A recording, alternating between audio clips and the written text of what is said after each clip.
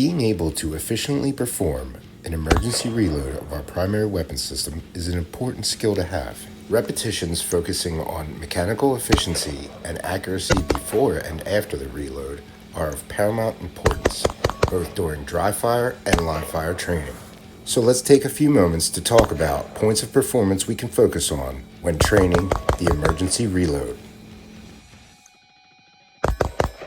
When starting out, start off with a good stance and your weapon mounted to your shoulder point that you would use for the low ready. As the weapon comes up, come off safe and acquire your sights and engage the target. When you feel the bolt lock to the rear or you feel your trigger go dead, use your index finger to engage the magazine release, dropping the magazine to the dirt. At the same time, use your support hand side to go for your fresh magazine.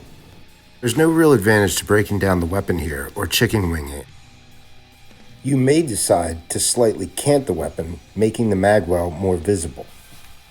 Simply lift your head off the optic to gain situational awareness while reaching for your new mag with your support hand. You can even look down at the magwell to ensure proper insertion at that last split second.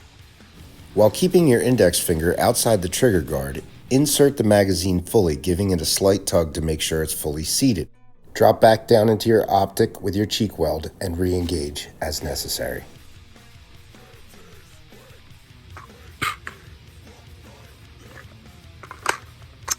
It's unnecessary to manipulate the safety during this movement because the trigger and the weapon itself are both dead. There's no rounds to be fired, so why would you need it to be on safe?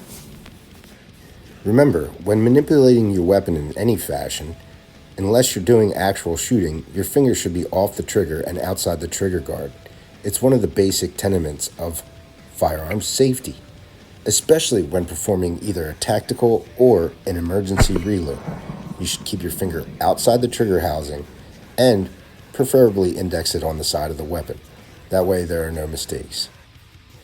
If you can't keep your finger outside of the trigger well during reloads, whether emergency or tactical reloads, then you should stop immediately and go back to more basic firearms training.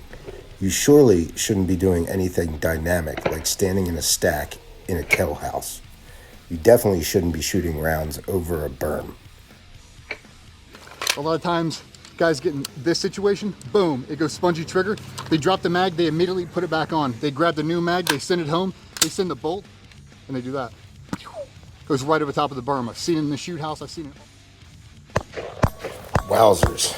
Anyway, if you are responsible and competent enough to follow the 4 firearm safety rules that everybody else in the world knows, then by all means, try out your emergency reloads. Start off slow, nice and easy, maybe dry fire a couple repetitions. Once you feel comfortable with that, move on to live fire. As you become more efficient and skillful, you can move on to more dynamic drills like moving and shooting while reloading, reloading while taking knee, whatever your heart desires. The important part is to be safe, have a good time, and be successful. I'm sure if you practice these, you'll become quicker and more efficient. Also, you'll become a better shooter overall. Trust the process and you'll see some progress. Thanks for checking it out.